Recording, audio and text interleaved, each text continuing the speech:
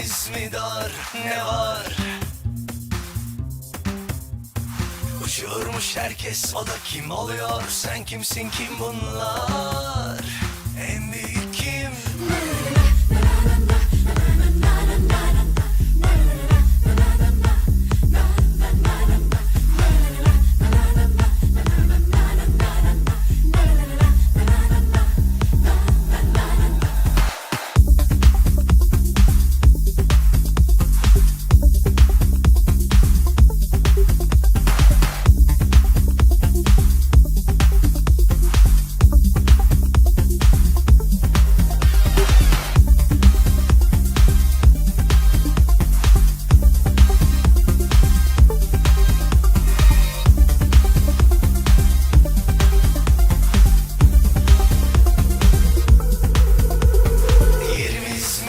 Yoksa yenimiz mi dar, ne var?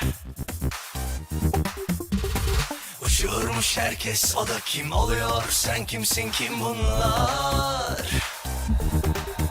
Hadi bakalım, kolay gelsin. Bir acayip zor yarış. Bana ne aman, ben anlamam. Pek hesaplı ince iş. Hadi bakalım, kolay gelsin. Bir acayip zor yarış. Bana ne aman, ben anlamam. Pek hesaplı ince iş. Sen seni bil, sen seni. Sen sıkı tut çeneni. Beline diline hakim ol. Sonra öcüler yak seni. Sen seni bil, sen seni. Sen sıkı tut çeneni. Beline diline hakim ol. Dikkat. Na na na na.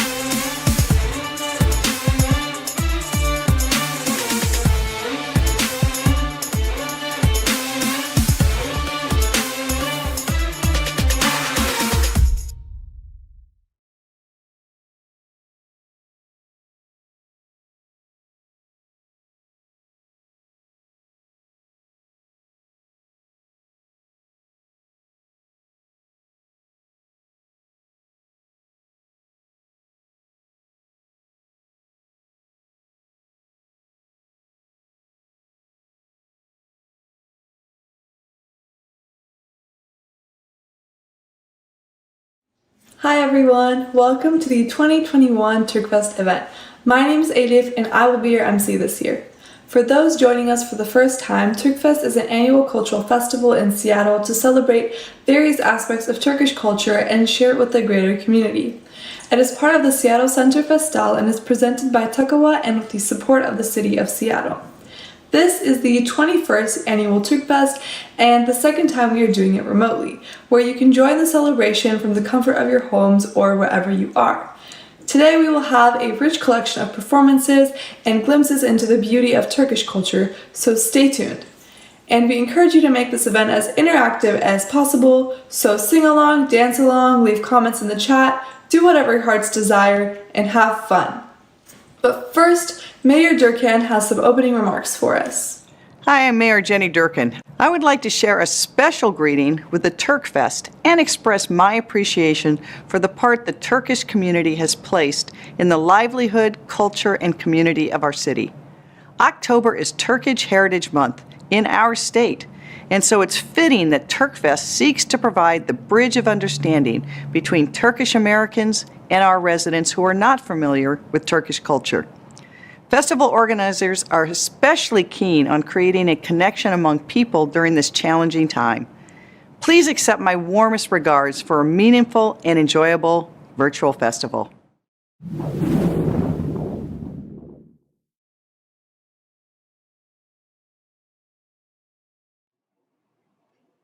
Hello, I'm Robert Nellums, Director of Seattle Center. I'm pleased to be providing words of welcome on behalf of the Seattle Center Festal for the 2021 virtual Turkfest Turkish Cultural Festival. Festal is a series of 24 free ethnic cultural festivals produced by community organizations and presented throughout the year in partnership with Seattle Center. Festal provides spaces for people to come together to celebrate their culture, share their traditions, and for people from different communities to learn from one another. I want to start today by recognizing and extend a huge congratulations for this year's 20th year of Turkfest. Seattle Center has tremendous appreciation for the relationship built with the Turkish community, and we thank the Turkish-American Cultural Association of Washington for 2 decades of partnership. Today, I'm here with Burcu Birka, producer of the 2021 Turkfest and part of the leadership at the Turkish-American Cultural Association of Washington. Hello, Burcu. Thank you for chatting with me today, and thank you for your dedication in organizing this wonderful festival for all to enjoy. Hi, Robert. Yeah, nice to see you. Hi. Thanks for all your efforts on the Seattle Center side. Oh, well, thank you. We'll thank Heidi and Vivian for that. So, Burcu, tell us about how Turkfest fits into the mission of the Turkish-American Cultural Association of Washington. So, Turkish-American Cultural Association of Washington, or TACAWA, we usually shorten, because it's a mouthful. It's a nonprofit org dedicated to guide and enhance awareness of Turkish culture in Pacific Northwest local communities,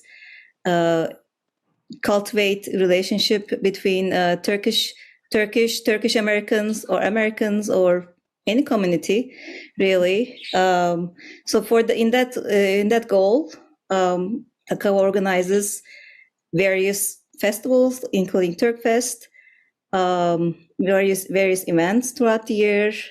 Some of these are important Turkish holidays to keep the community lively and engaged. Mm-hmm. Although it's been hard, everybody knows, but yeah, we've been working on it. Still having the communication working and having relationships between communities alive. Well, that's great. You know, how long have you been a volunteer with the festival? And in your new role as this year as a producer, what inspires you most about this work? It's been a while. I think it's more than 10 years Wow. that it started as a volunteer. I had some skills that I would do art with children, with adults, and that was my way into the festival. Slowly it increased. I got on the Turkfest Festal committee. Eventually, last year, I became the producer, which is a different role, definitely. What I noticed is volunteers or anybody contributing to Turkfest, they go out of their way. It always inspires me how people like to contribute this event year after year and put their hearts into it. So it's beautiful. It's more. As a producer, I see it more because as a producer, I'm not the person who's doing the festival. I'm just. It's always the volunteers are holding up the festival. So, it's inspiring. That's a wonderful way to put that. Yes. The Turkfest celebration has grown steadily over the years. Can you share a little bit about the community that participates in putting on and attending the festival? Yeah, it is. It's been. I look at the older photos. I see some young people that were children back then. They were in the children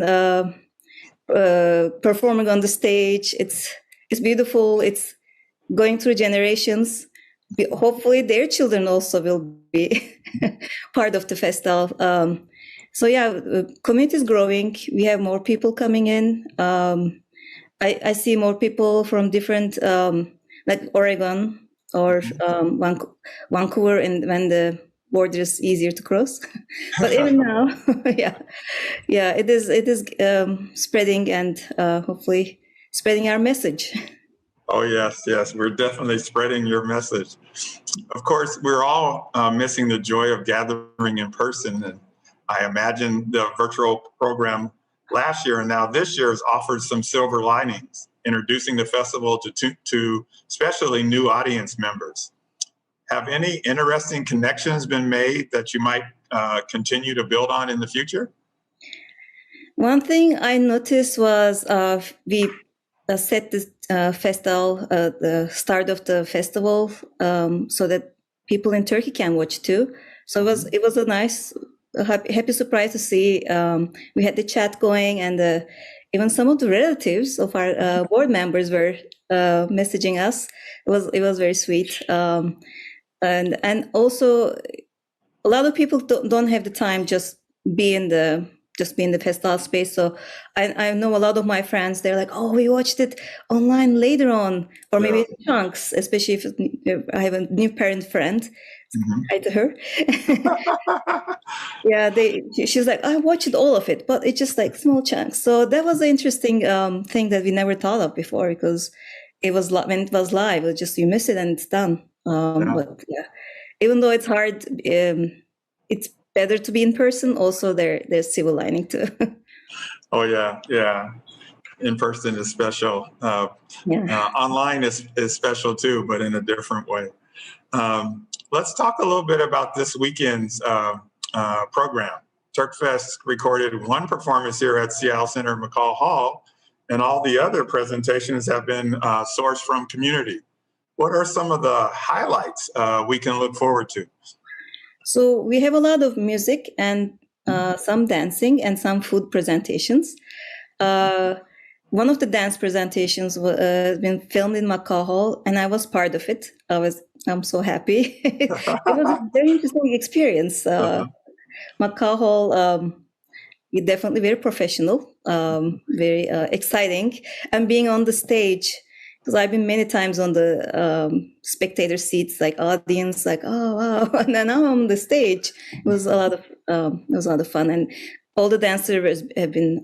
They said this was unforgettable experience for them. We have, of course, we have a lot of community sourced material. I feel like we're coming to their houses almost. A lot of people filmed in their houses and backyards. So it's also nice and intimate. Hopefully, people will like that. Oh, that sounds amazing. It is very, very, very cool. Before you go, Burcu, is there anything else you'd like to mention? I'm always curious. I also pretty into technology, and I work in the technology space. So what's your thoughts on how technology affects how we interact these days? Well, it's a great question, first of all, and I thank you for asking that. I think that a lot of times we take a lot of things for granted about how we do things and so forth. And imagine how COVID would be if we didn't have technology. Imagine how disconnected we would be. And we complain a little bit now about we don't have the ability to see people face to face as much as we would like, but not having the ability to be online with people would be devastating. And so I think that as technology continues to grow and improve, we are going to be able to do things in the future to where we can be face to face with one group of people and online with another group of people, and bringing all of them together. And that's really where I'm hoping Festal goes in the future, and has an ability to start to really build some really broad and deep bridges. Yeah. So, Burcu, I would like to thank you for putting so much time and passion into the Turkish Cultural Festival. Turkfest is a treasured part of Seattle Center Festal. And I want to thank you and the board and leadership of the Turkish-American Cultural Association of Washington. And of course, a huge thanks goes to all the artists, performers, presenters, and of course, all of the volunteers who make it possible to put on a wonderful festival. And I'd just like to say there would be no festival without any and all of you. So I hope everyone out there enjoys Turkfest 2021. Virgil, would you like to say anything else before we sign off? I like what you said. Thank you, volunteers. You are the reason we exist. Thank you, audience. Thanks everyone. Well, thank you. And for all of you out there, be ready to tune in and watch Turkfest and enjoy. And we look forward to seeing you in person again next year. Thank you. Take care. Enjoy Turkfest. Peace. Peace. Here's a view that needs no filter. The Iftaria Pavilion is waiting for you at the Topkapi Palace Museum. Don't miss it. To start things off, I'm excited to introduce Volkan Efe, our first performer. Originally from central Turkey, he had an interest in classical Turkish music and began playing the oud as a teenager. Since then, he's played with various Turkish music ensembles in DC, Chicago, and Boston. Volkan has also picked up other traditional Turkish instruments, some of which we are about to see him play today. So enough talking, let's take a look.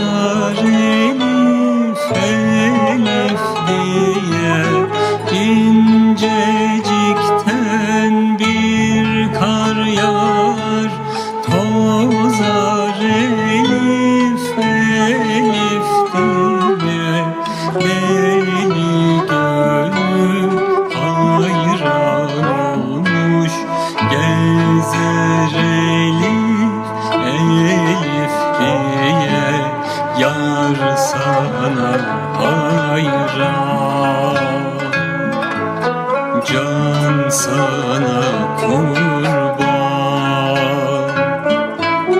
derdime derman bulamam, aşktan el aman, aşktan el aman.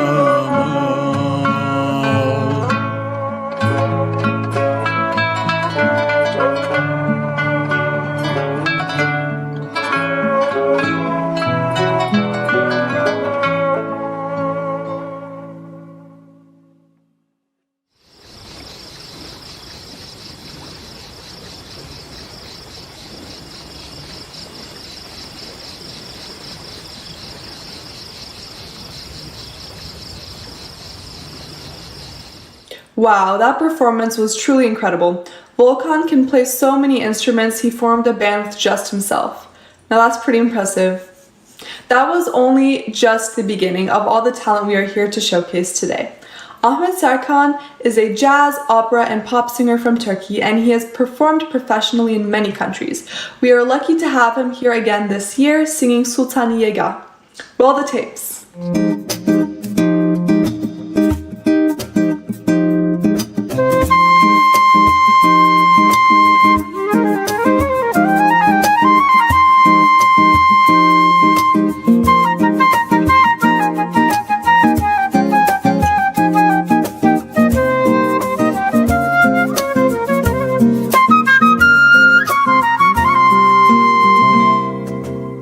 Şam dalları dolanınca eski zaman sevdalarının başlar ay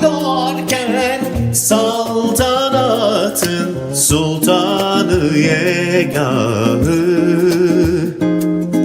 sultanı yegahı. Tenden emli, yumuşaklığı, denizden gelen ahını, gizemli kanatları, ruhta ölüm karanlığının,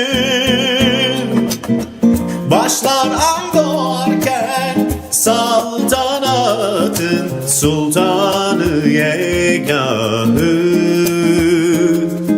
sultanı yegahı.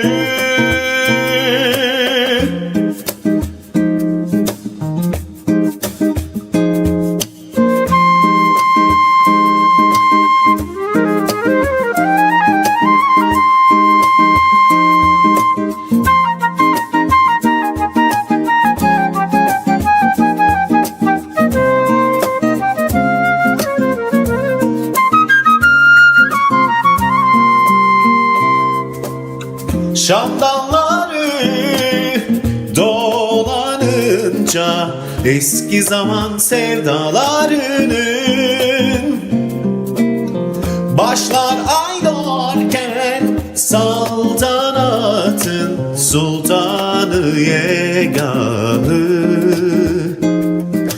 sultanı yegahı. Tenden emli, yumuşaklığı, denizden gelen ahını, gizemli kanatları, ruhta ölüm karanlığının,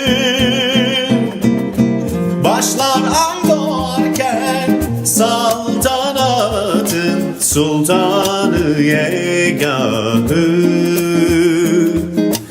sultanı yegahı.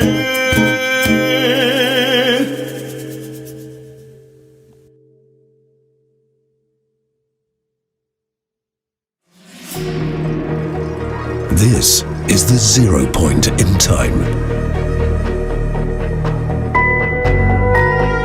Göbekli Tepe is waiting for you in Şanlıurfa. Don't miss it. Now, when we think of Turkish culture, there is more than just music to celebrate. Yes, I'm talking about the food.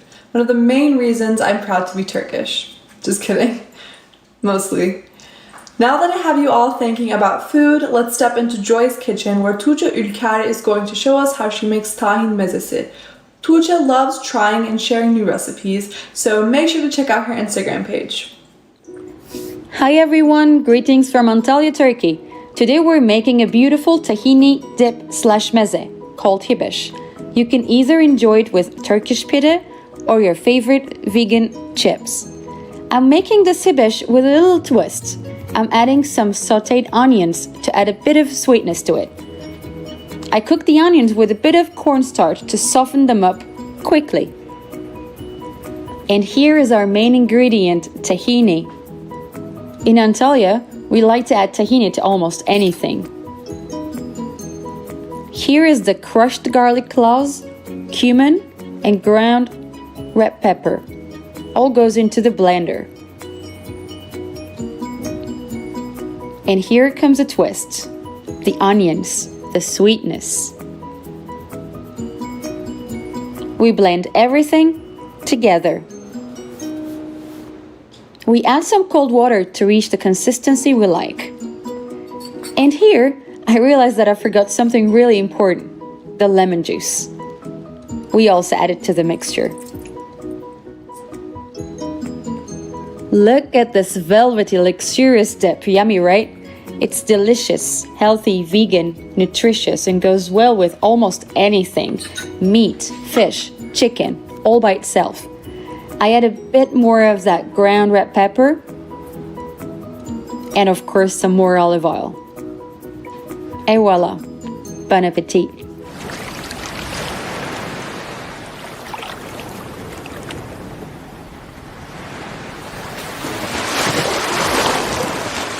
After that cooking video, I know I'm really wishing Turkfest wasn't remote right about now. Thank you, Tuğçe. That looks delicious. We're going to have more food content coming, so if you want to take notes, have a paper and pencil ready, my friends. Our next performer has been involved in music for 20 years. Burcu Durmaz is a very talented singer who has performed as a backup vocalist for various other singers and has used those experiences to pave her own way as a singer. She will be singing Gel Ey Seher for us, and I personally can't wait, so let's see it.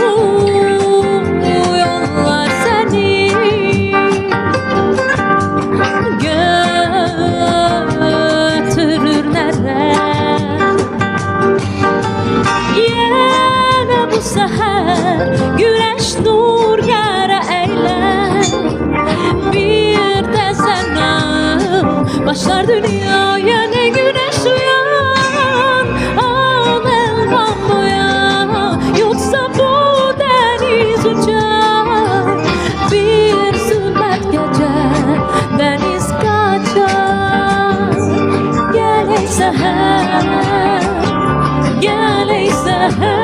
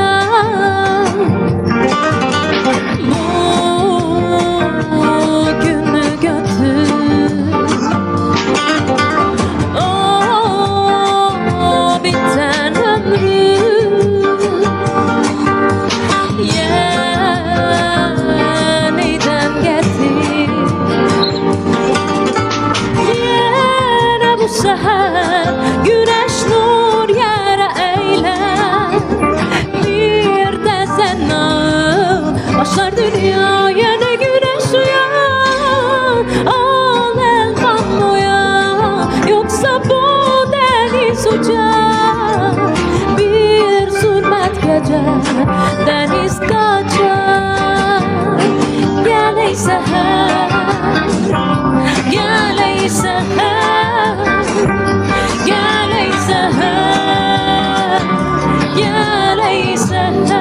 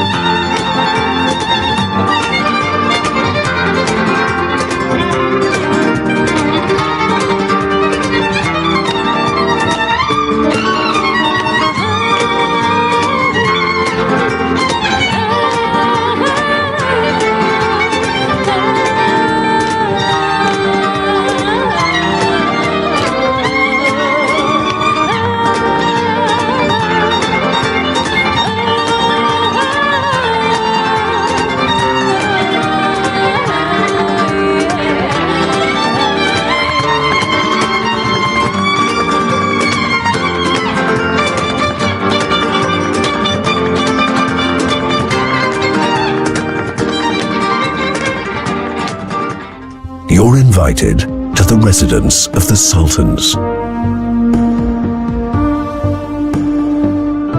The harem is waiting for you at the Topkapi Palace Museum. Don't miss it. That performance was absolutely beautiful. Thank you, Burcu. Next, we have Izumi Fairbanks, who has been a key part of Turkfest for many years, whether it be through folk dancing or playing music from the Black Sea region. Today, we will be watching a wonderful performance with both music and dance from Artvin, and she's brought some friends with her.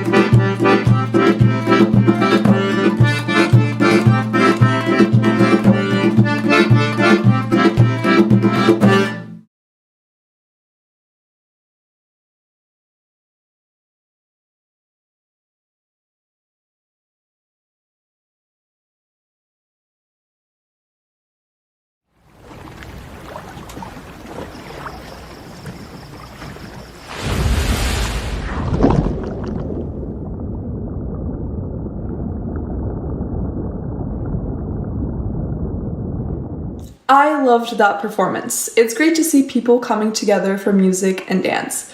Thanks for making that happen, Izumi. Now we have Güneş, who has been involved with Turkfest since 2005 and is a key member of the Turkish music band Şehri Seattle with her husband Batuhan.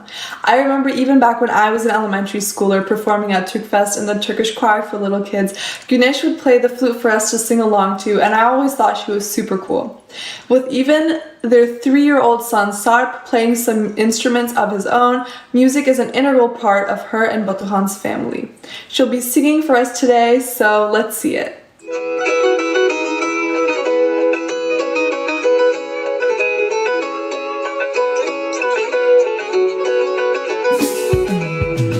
Baharda kuşlar gibi geldin kondun dalıma, susamıştım sevgiye, çiçekler sundum sana. Baharda kuşlar gibi geldin kondun dalıma, susamıştım sevgiye, çiçekler sundum sana.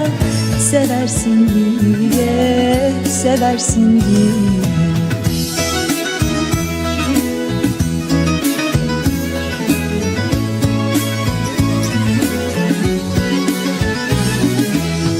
İstemem senden başka birini, tamamlıyoruz birbirimizi. İstemem senden başka birini, tamamlıyoruz birbirimizi.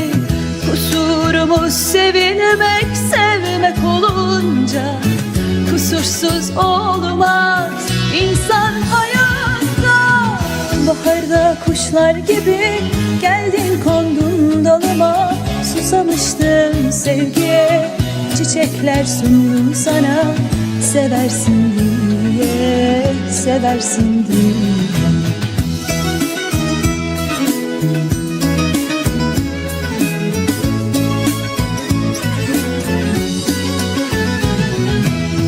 İstemem senden başka birini, tamamlıyoruz birbirimizi. İstemem senden başka birini, tamamlıyoruz birbirimizi. Kusurumuz sevilmek, sevmek olunca kusursuz olmaz insan hayatta. Baharda kuşlar gibi geldin kondun dalıma, susamıştım sevgiye, çiçekler sundum sana. Baharda kuşlar gibi geldin kondun dalıma, susamıştım sevgiye, çiçekler sundum sana, seversin diye, seversin diye, seversin diye, seversin diye.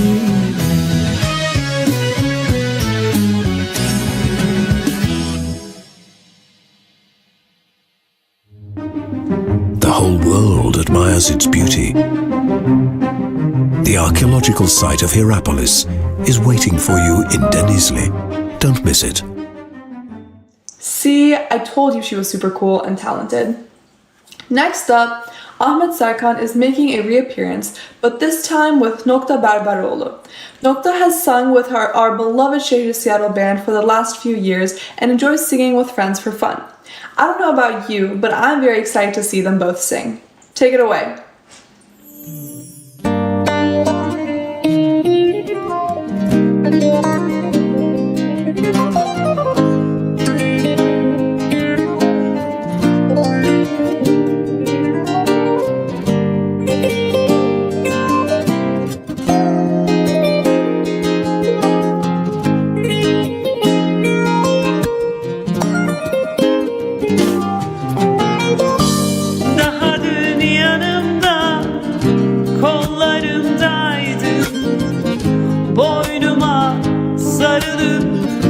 Öper koklardım, seviyorum derken, hep özlüyorken. Şimdi neden bana yabancısın sen? Daha dün yanımda, kollarımdaydın. Boynuma sarılıp öper koklardım. Seviyorum derken, hep özlüyorken. Şimdi neden bana yabancısın sen?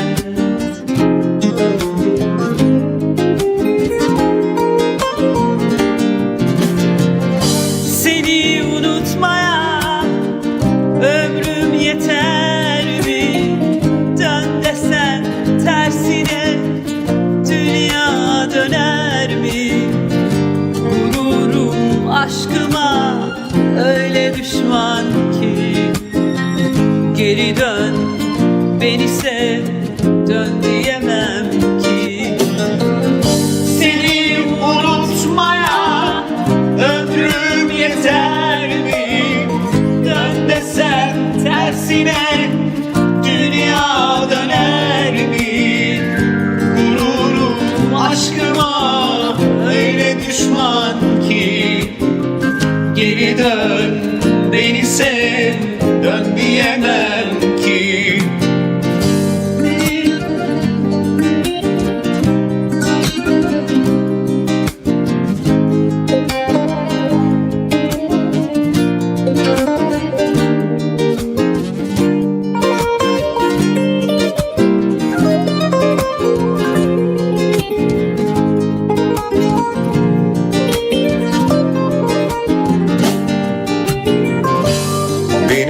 kaderimde ayrılıklar var.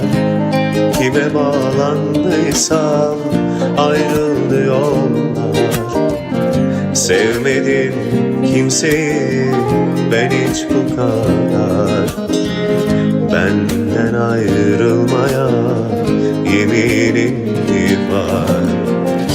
Benim kaderimde ayrılıklar var.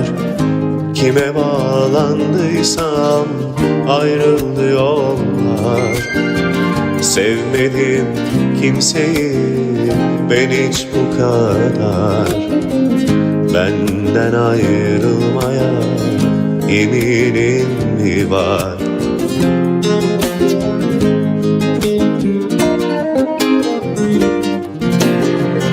Seni unutmaya ömrüm yeter mi?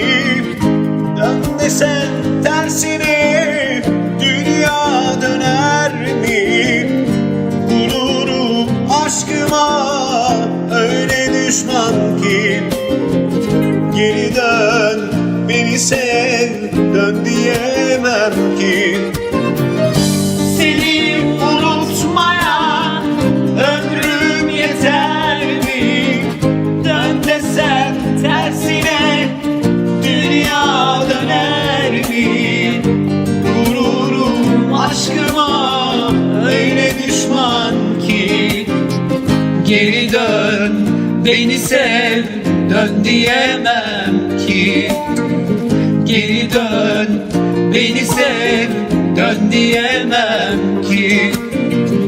Geri dön beni sev, dön diyemem ki.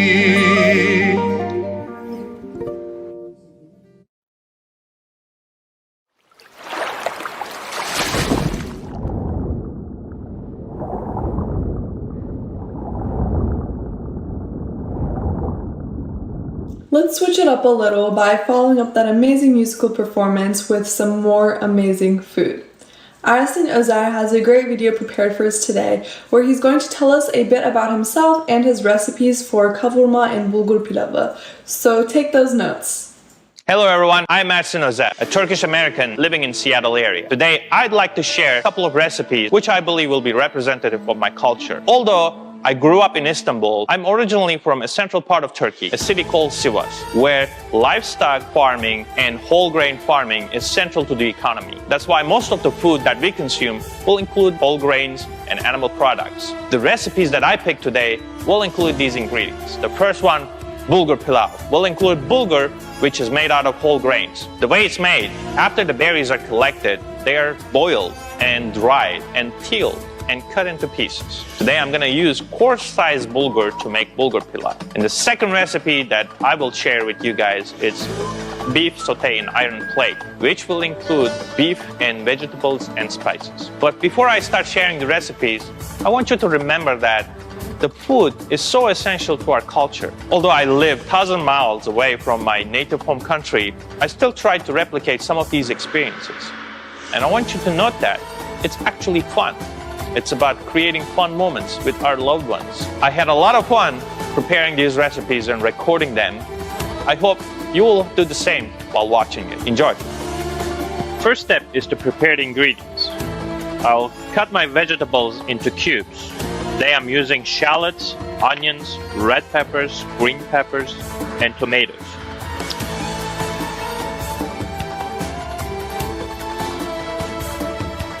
Also, I will need to separate my short ribs from the bones. I will keep the bones to make bone broth to be used in the bulgur pilav. And then I will cut the meat into smaller pieces. Once everything is ready, it's time to have fun.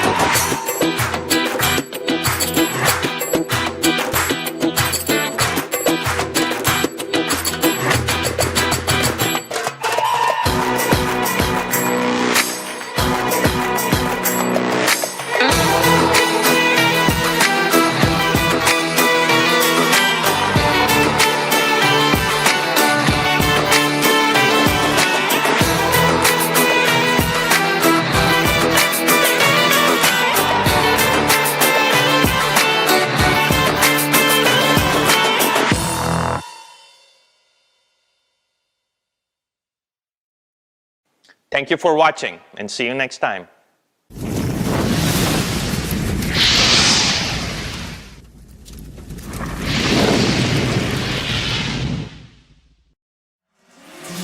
Travel back in time for a memorable #TBT.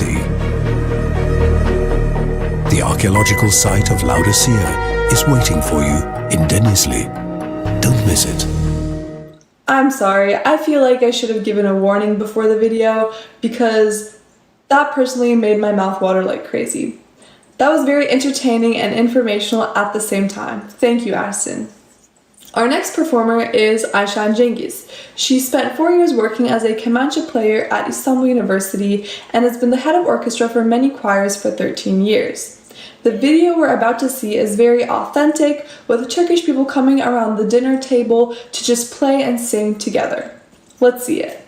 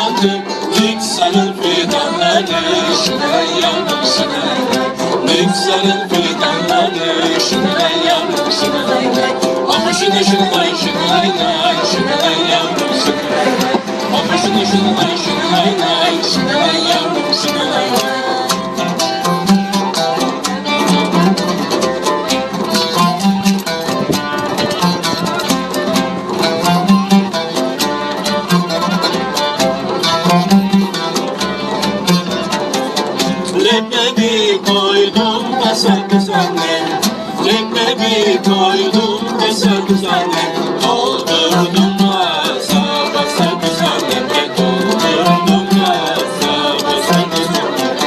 Benim yarim çok güzel kız annem, benim yarim çok güzel kız annem, azıcık boydan kısa kız annem, azıcık boydan kısa kız annem.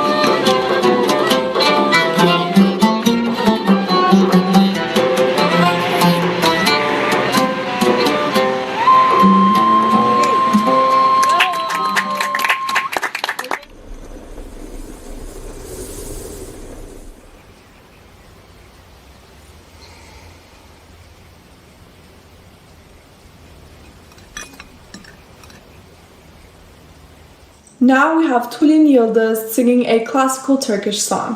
Tulin has a beautiful voice and is a big-time contributor of the Turkish classical music choir. We're about to see her first solo performance today. Take it away, Tulin.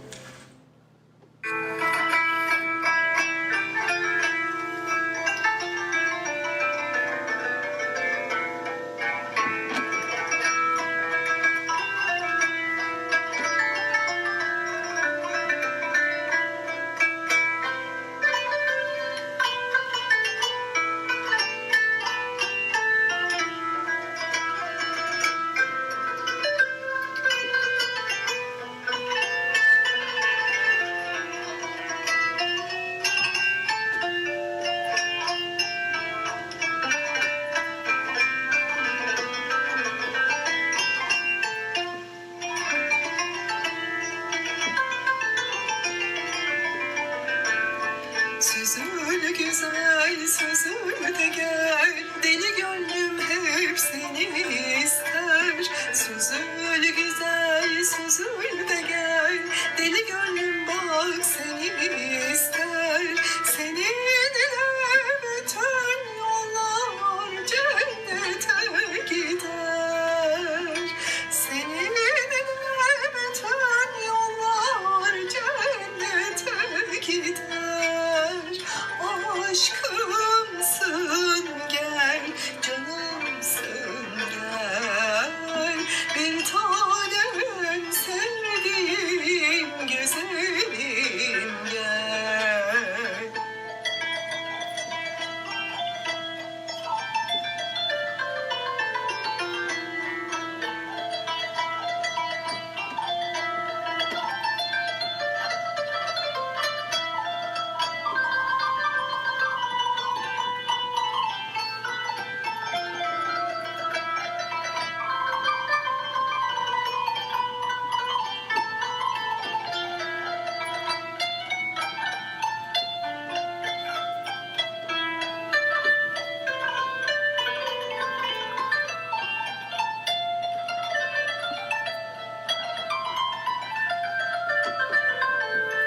Alın güzel, salın güzel, seni gönlüm ah ne çok özler. Alın güzel, salın güzel, seni gönlüm ah ne çok özler. Nazın hasretin güzel, uslatın güzel. Nazın hasretin güzel, uslatın güzel. Aşkımsın gel, canımsın gel. Bir tanem sevdiğim güzelim gel.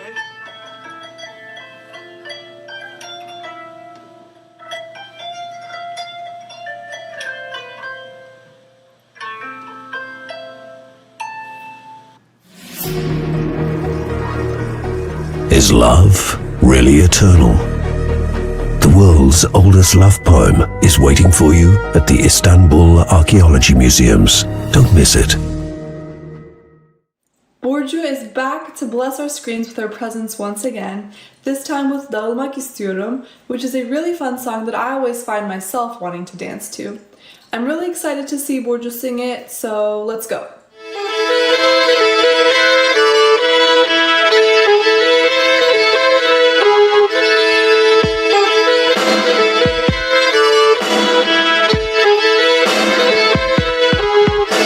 İçimden bir masalım, külleri uçtu bu gece. Yorgun, kırgın kahramanım, gel gör ki yalnız tek gece.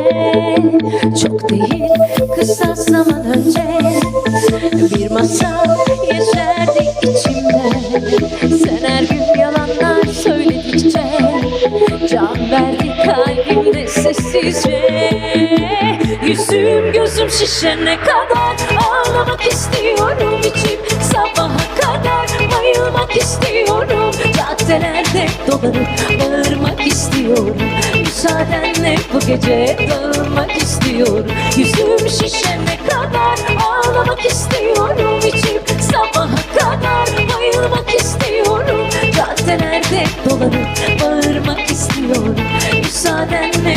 gece dağılmak istiyorum.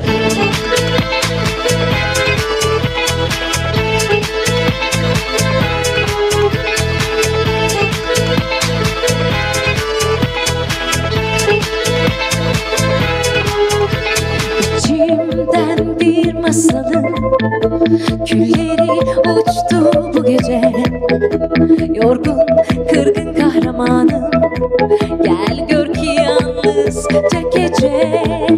Çok değil, kısa zaman önce bir masal yaşardı içimde.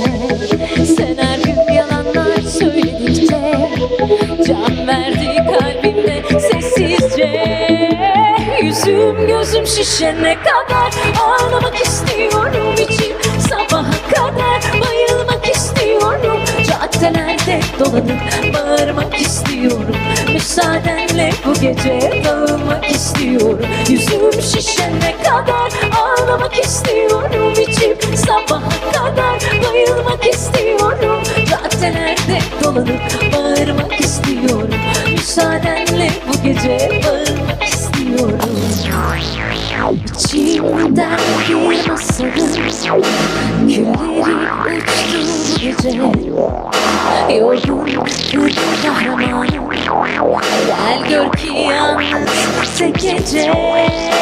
Yüzüm gözüm şişene kadar ağlamak istiyorum, içim sabaha kadar bayılmak istiyorum. Caddelerde dolanıp bağırmak istiyorum, müsaadenle bu gece dağılmak istiyorum. Yüzüm şişene kadar ağlamak istiyorum, içim sabaha kadar bayılmak istiyorum. Caddelerde dolanıp bağırmak istiyorum, müsaadenle bu gece dağılmak istiyorum.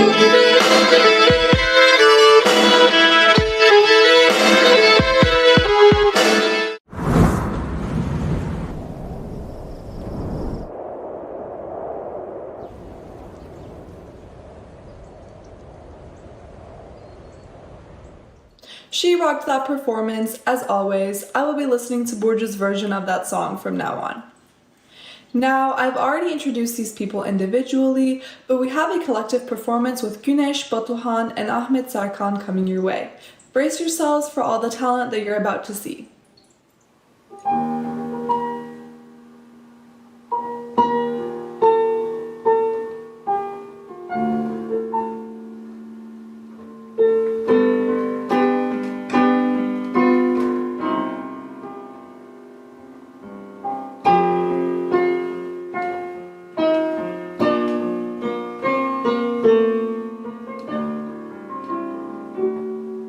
Bir arada olabilmek imkansız, bir arada kalabilmek ne mümkün. Seneler alıp gitmiş, ne var ne yoksa her şeyi.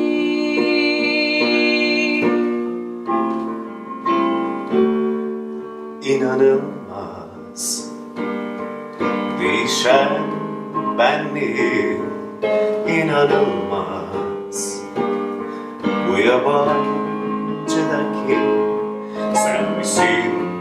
Böyle uzak veda sözleri söyleyen.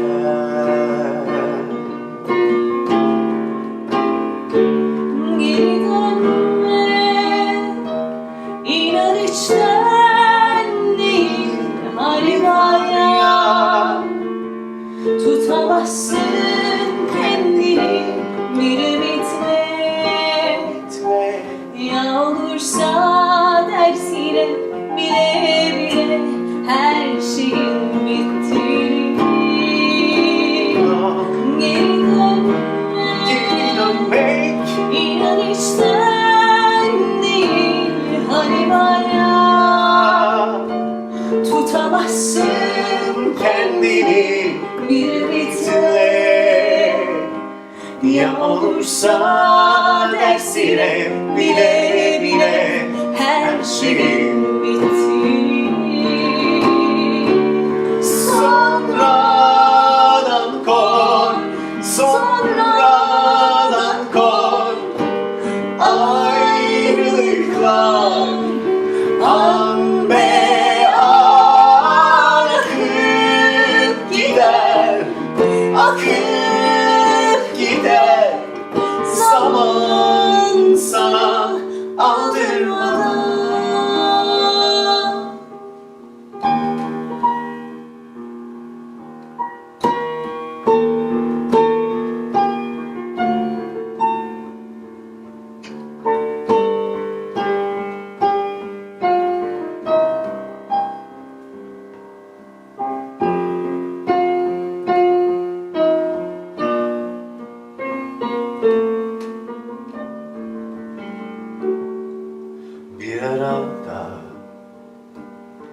Olabilmek ne mümkün bir arada, kalabilmek imkansız. Seneler alıp gitmiş ne var ne yoksa her şeyi.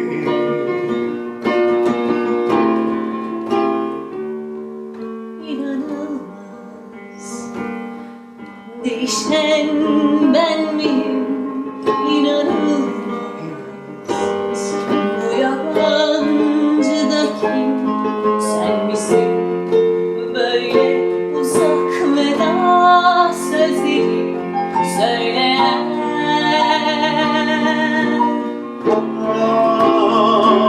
Geri dönmek inan içten değil. Hani var ya, tutamazsın kendini bir ümitle. Ya olursa dersine bile bile her şeyin bittiğini. Geri dönmek inan içten değil. Hani var ya, tutamazsın kendini bir ümitle. Ya olursa dersine bile bile her şeyin bittiğini. Sonradan kor, sonradan kor. Ayrılıklar an be an akıp gider, akıp gider. Zaman sana aldırmadan.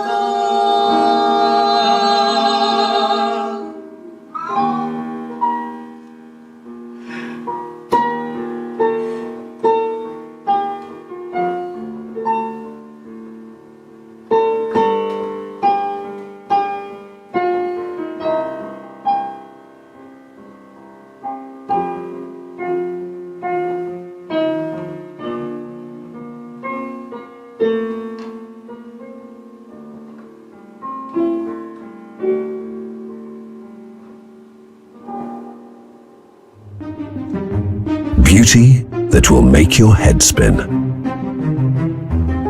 Mesmerizing domes are waiting for you at the Topkapi Palace Museum. Don't miss it. Next up is İlhan Sami Özolu, who has been an accomplished musician for 55 years. From going on tours to forming bands to establishing his own Turkish radio station, İlhan has done so much with music throughout his life. Let's see what he has in store for us today.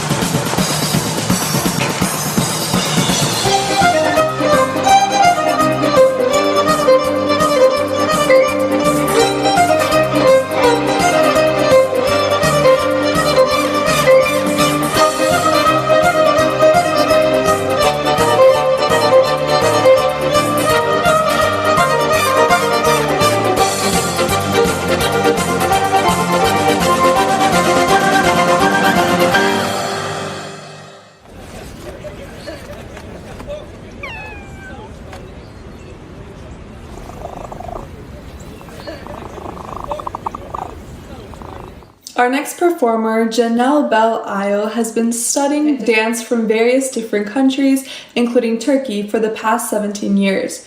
She has always contributed to Turkfest with her amazing dances. It's time for some belly dancing.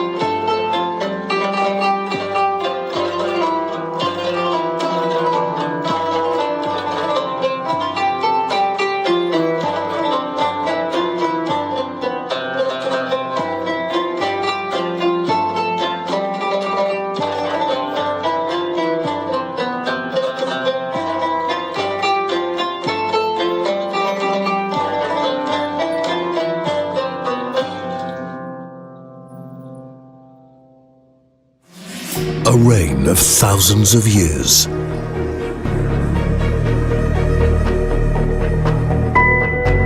A view worthy of kings is waiting for you at Mountain Nemrut. Don't miss it.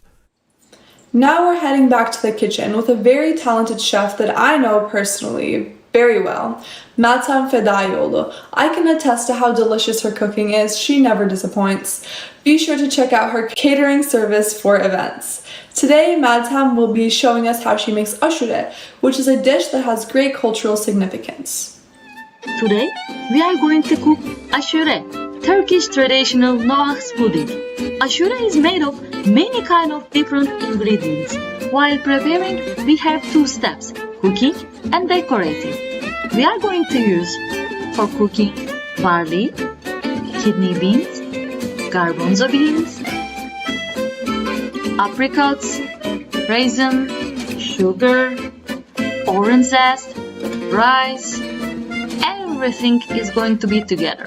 And for decorating, hazelnut, walnut, dried blueberries, pomegranate, figs, almonds, pine nuts, and susama seeds.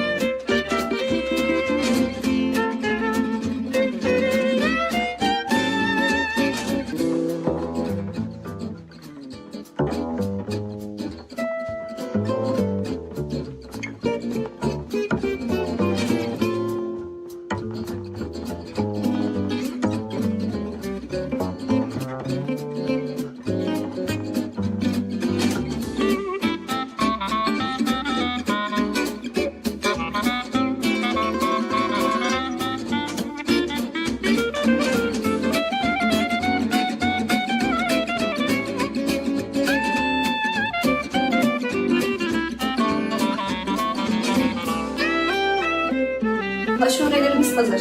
Afiyet olsun.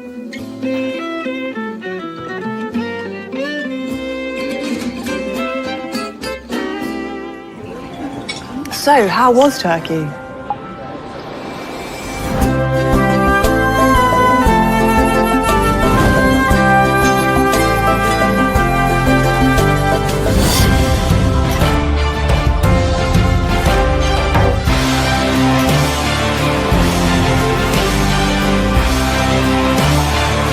So Turkey was... Wow. Yes.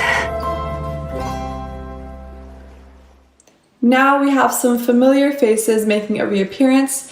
Ahmet Sarkan will be singing another song for us, followed by Burcu Durmaz.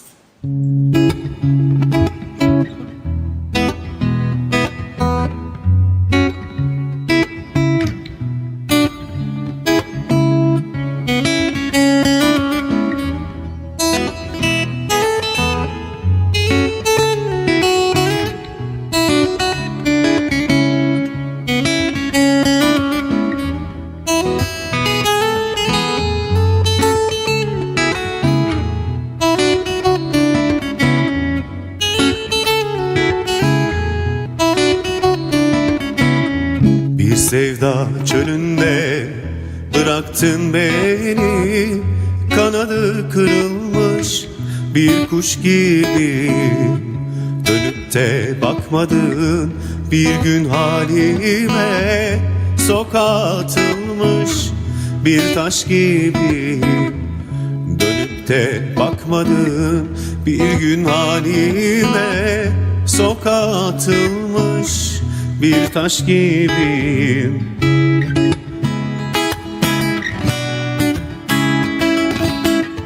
O eski hayalin her an karşımda. Gözyaşlarım çalar her an ışığımda. O eski hayalin her an karşımda. Gözyaşlarım çalar her an ışığımda. Ayrılık şarabı gönül tasımda.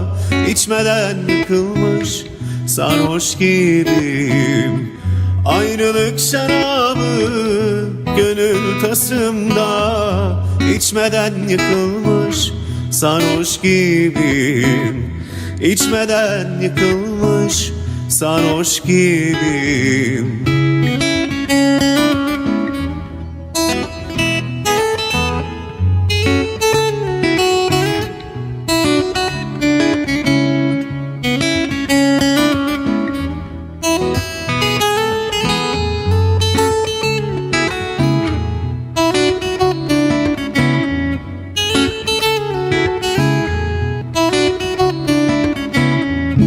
Acılar çöktü bak sensiz varıma.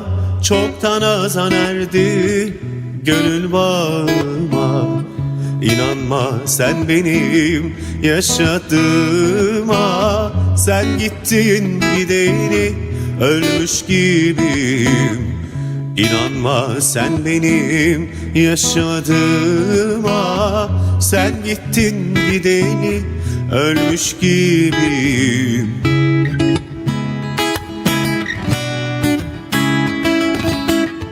O eski hayalin her an karşımda. Gözyaşlarım çalar her an ışığımda. O eski hayalin her an karşımda. Gözyaşlarım çalar her an ışığımda. Ayrılık şarabı gönül tasımda. İçmeden yıkılmış sarhoş gibiyim. Ayrılık şarabı gönül tasımda. İçmeden yıkılmış sarhoş gibiyim. İçmeden yıkılmış sarhoş gibiyim.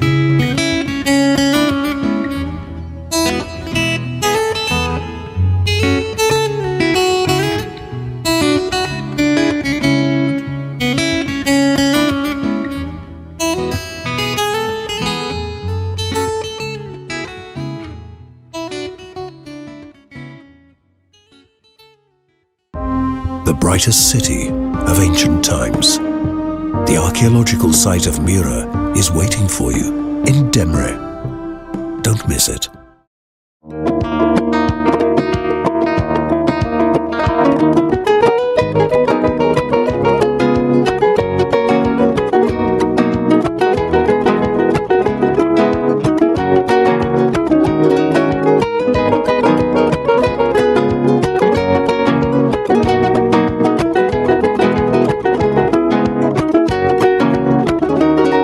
Her gün bir şey daha biter.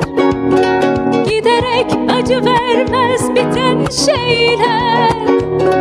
Kayıtsız biraz oluş başlar. Sıradan izler bırakır en tutkulu aşkla. Aldırma deli gönlüm. Giden gitsin sen şarkılar söyle içinden boşver. Aldırma deli gönlüm. Giden gitsin sen şarkılar söyle içinden. Ay ay ay ay ay ay ay ay ya. Ay ay ay ay ay ya. Ay ay ay ay ay ay ya. Ay ay ay ay ay ya. Ay ay ay ay ay ay ay ay ya. Ay ay ay ay ay ya. Ay ay ay ay ay ay ay ay ay ay ay ay yalanlarla yasaklarla yazılır hesabına günah güller bitmez bu son pişmanlıklara soluyor birer birer içimizdeki güller aldırma deli gönlüm giden gitsin sen şarkılar söyle içinden boşver aldırma deli gönlüm giden gitsin sen şarkılar söyle içinden boşver aldırma deli gönlüm giden gitsin sen şarkılar söyle içinden boşver aldırma deli gönlüm giden gitsin sen şarkılar söyle içinden boşver aldırma.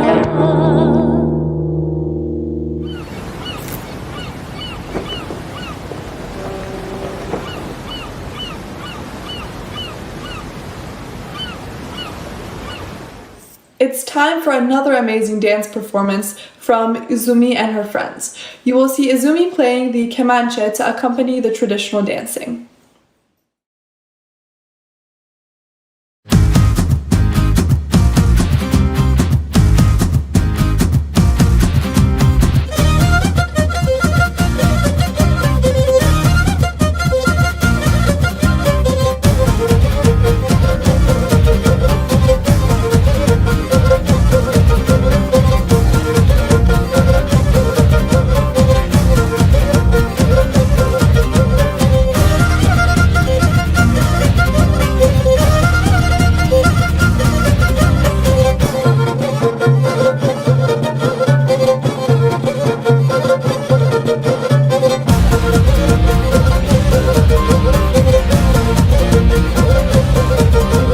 Denizin dalgasıyım, deniz kasırgasıyım. Ben yarımın gözünde sevdalı busasıyım. Duvardaki saz mıyım, mahzendeki raz mıyım? Gönül kapılarımı sen iste açmaz mıyım? Duvardaki saz mıyım, mahzendeki raz mıyım? Gönül kapılarımı sen iste açmaz mıyım?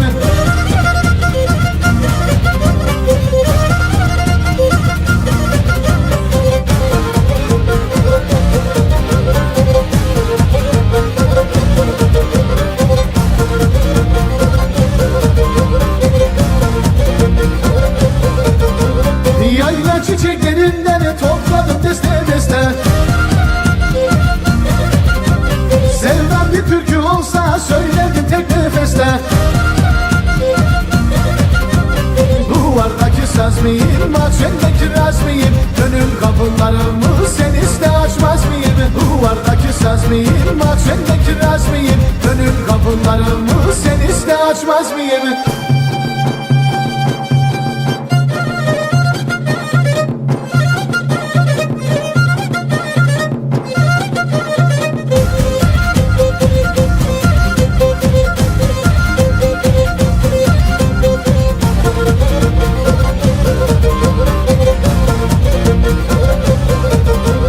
Yar ile karar ettik cumartesi pazara.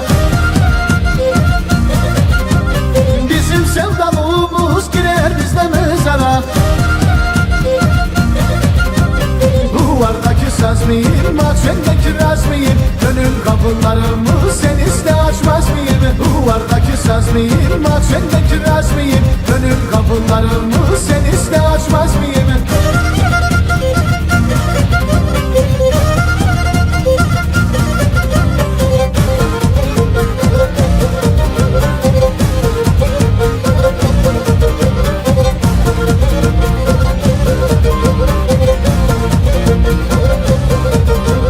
Kız kamaşır gözlerini sakın bakma aynaya.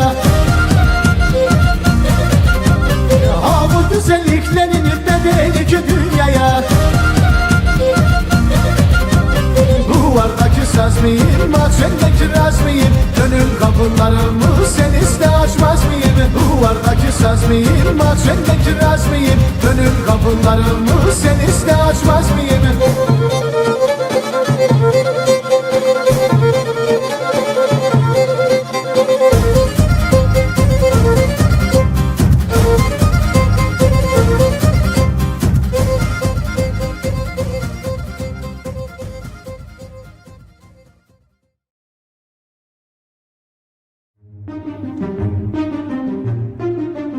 Take a selfie with a legend.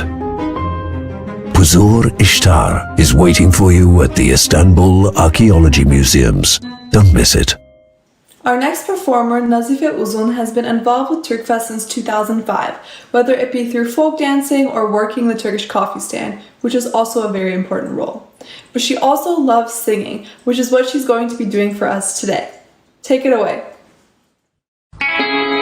Ne senden öncesi, ne senden sonrası, ne senden öncesi, ne senden sonrası.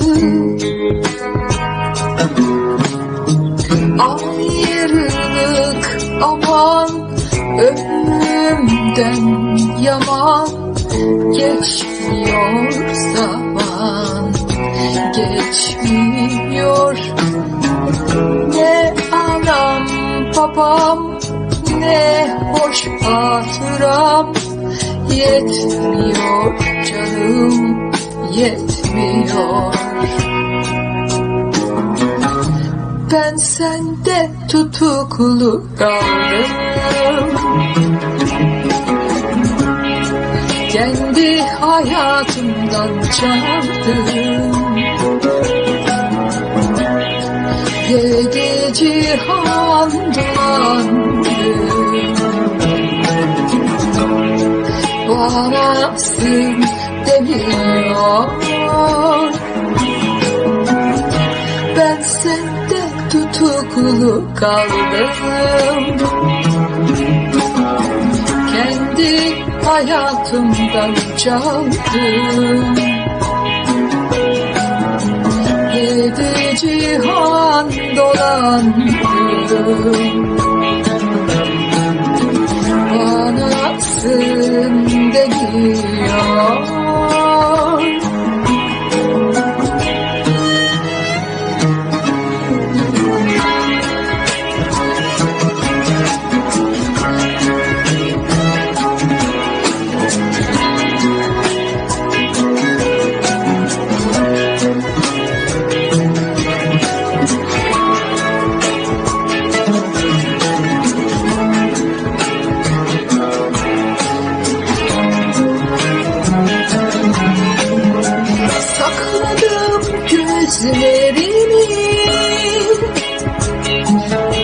Sustum hep sözlerimi,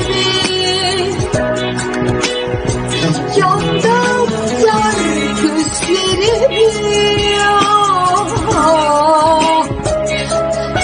Savur savur bitmiyor. Ben sende tutuklu kaldım, kendi hayatımdan çaldım. Yedi cihan dolandım, varasın demiyor. Ben sende tutuklu kaldım, kendi hayatımdan çaldım. Yedi cihan dolandım,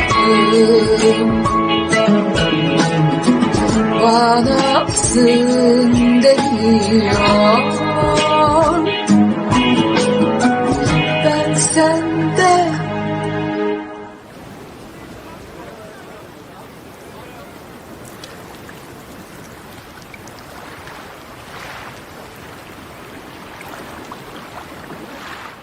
Now we have Nokta returning to our screens with a solo, where she will be singing Uslanmıyor Bu.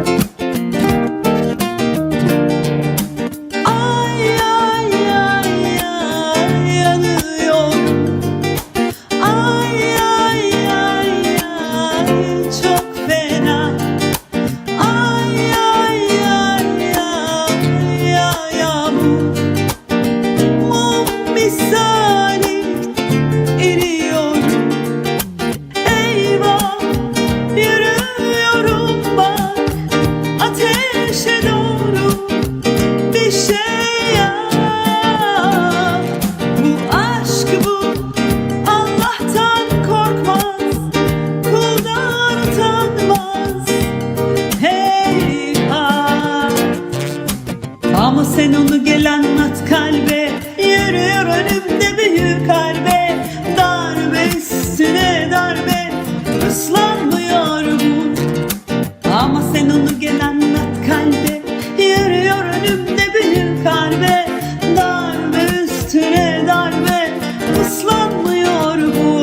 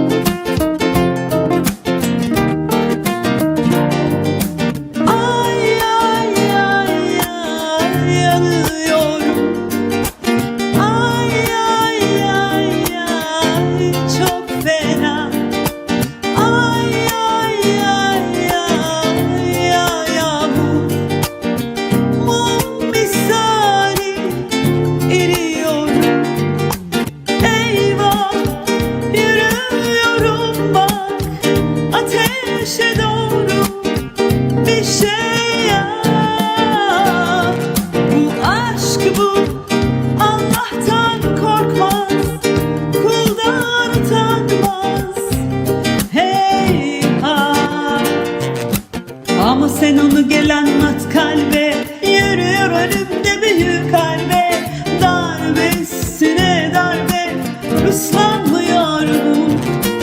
Ama sen onu gel anlat kalbe, yürüyor önümde büyük harbe, darbe üstüne darbe, ıslanmıyor bu. Ama sen onu gel anlat kalbe, yürüyor önümde büyük harbe, darbe üstüne darbe, ıslanmıyor bu. Ama sen onu gel anlat kalbe, yürüyor önümde büyük harbe, darbe üstüne darbe, ıslanmıyor bu.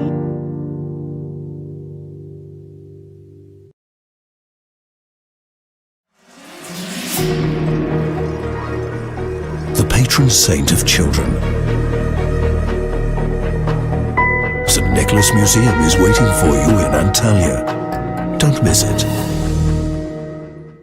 And we're back in the kitchen with Tuğçe. This time we'll be learning how to make köpoğlu meze. Let's go! Hi everyone, this is Tuğçe from Joy's Kitchen.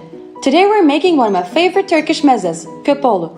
The main three ingredients are eggplants, tomato, and yogurt. We start by peeling the skin of the eggplants, leaving only a few stripes. Then we cut them into cubes as you can see here. We put the eggplants in generously salted water to release any bitterness. We grate the tomatoes directly into the saucepan. We add olive oil, crushed garlic cloves, salt, granulated sugar, and apple cider vinegar, and we'll leave them to simmer until they make a beautiful tomato sauce. We put the strained yogurt into a large bowl, then add apple cider vinegar and salt to it and mix thoroughly. You can use sour cream instead. We squeeze the excess water of the eggplants either by hand or with a clean kitchen towel. Then we deep fry them. When the eggplants are cooked, we place them onto paper towel to absorb the excess oil. Then we sprinkle a pinch of salt. We'll leave the sauce in the eggplants to cool down a bit. Then we start assembling our meze. We add the eggplants to the garlicky yogurt and mix well. Then we pour this mix into a dish and level the top with a spoon. Finally, we spread the fresh tomato sauce on top and we're ready to enjoy Kapolu.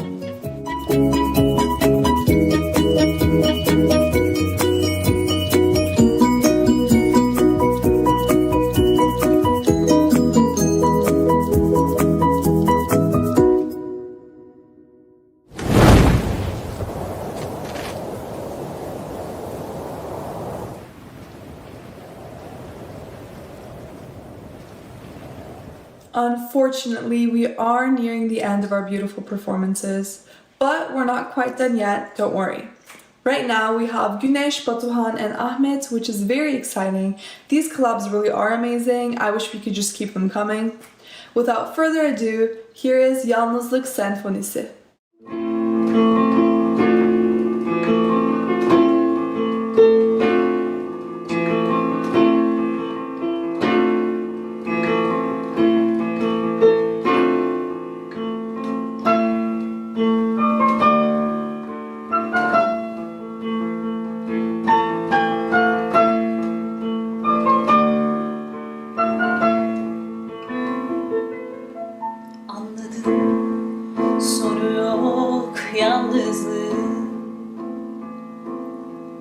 Her gün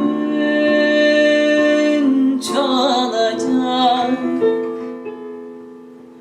Her zaman böyle miydi bilmiyorum. Sanki dokunulmazdı çocukken ağlamak.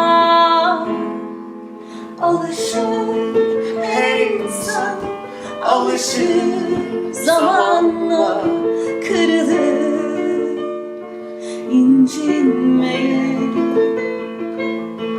Çünkü olan yıkılıp yeniden ayağa kalkmak. Yalnızlık yollarıma sokulmuş beklemekte. Acılar gözlerini dikmiş üstüme nöbette. Bekliyorum, bekliyorum, bekliyorum. Hadi gelin üstüme, korkmuyorum. Bulutlar yüklü hayatı hayacak üstümüze hasret.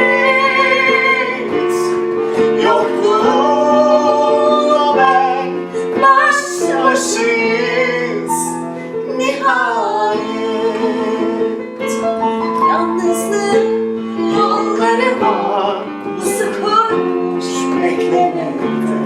Acılar gözlerini dikmiş üstüme nöbette. Bekliyorum, bekliyorum, bekliyorum. Hadi gelin üstüme, korkmuyorum. Hadi gelin üstüme, korkmuyorum. Hadi gelin üstüme, korkmuyorum.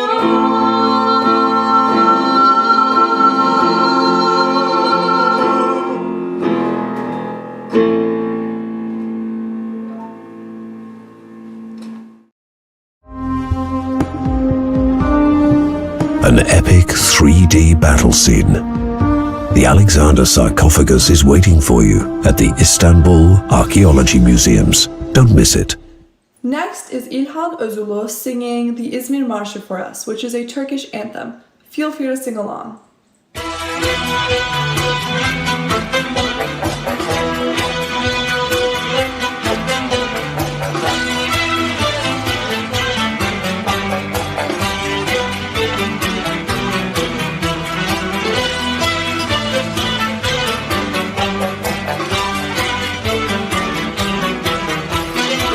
İzmir'in dağlarında çiçekler açar. İzmir'in dağlarında çiçekler açar. Altın güneş orada sıvalar saçar. Altın güneş orada basılmaz kaçar. Bozulmuş düşmanlar yer gibi kaçar.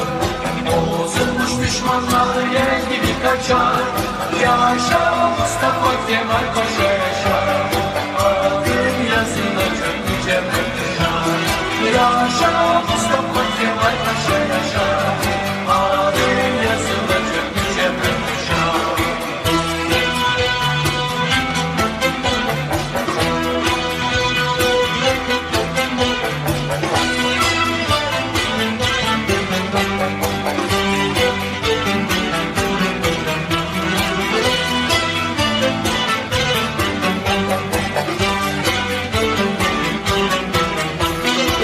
İzmir'in dağlarında oturdum kaldım. İzmir'in dağlarında oturdum kaldım. Şehit olanları deftere yazdım. Şehit olanları deftere yazdım. Öksüz yavruları bağrıma bastım. Öksüz yavruları bağrıma bastım. Kader böyleymiş ey garip ara. Canım feda olsun güzel vatana. Kader böyleymiş ey garip ara. Canım feda olsun güzel vatana. Yaşa Mustafa Kemal Paşa yaşa. Adın yazılacak yüce Paşa. Yaşa Mustafa Kemal Paşa yaşa. Adın yazılacak yüce Paşa. The centuries-old love story of a fountain. The Antonines Fountain is waiting for you at the archaeological site of Sagalazos. Don't miss it. To wrap things up, we have our final performers, Nokta and Ahmet, singing another song for us one last time this year. Take it away, guys.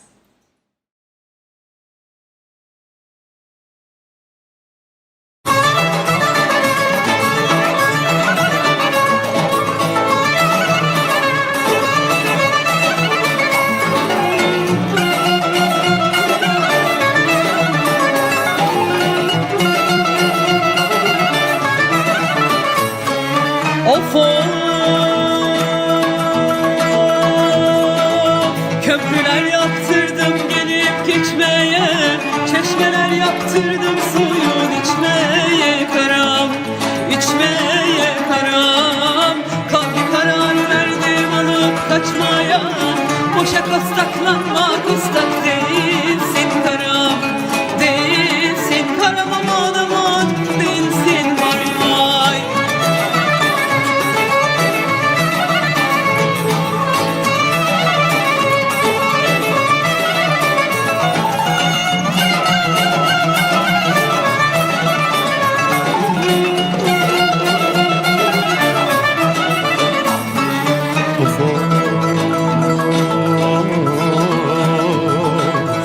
Çıkma pencereye zülfün tellenir, beyaz giyme eteklerin kirlenir kara, kirlenir kara. Gelme meyhaneye adın kirlenir, boşa kostaklanma kostak değilsin kara, değilsin kara aman aman değilsin vay vay.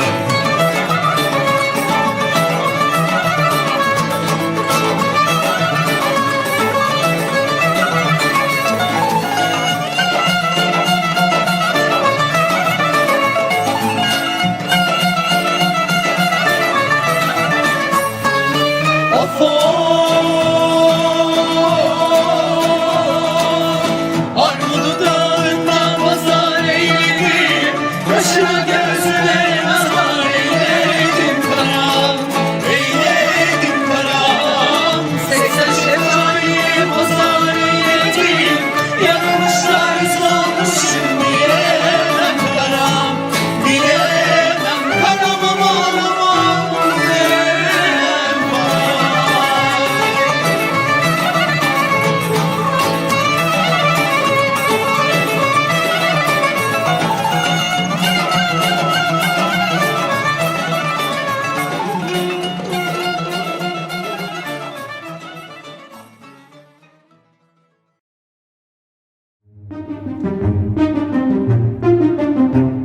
The Dance of Colors, born born out of darkness. The Dark Church is waiting for you at the Culinary Open Air Museum.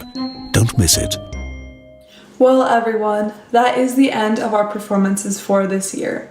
Let's have a round of virtual applause for all the fantastic performers. Thank you to everyone who contributed to this event: the City of Seattle, Seattle Center, Turkish-American Cultural Association of Washington, and volunteers, and of course, all of you. Thank you for joining us. Hopefully we all had a party, and we hope to see you again next year. Take care.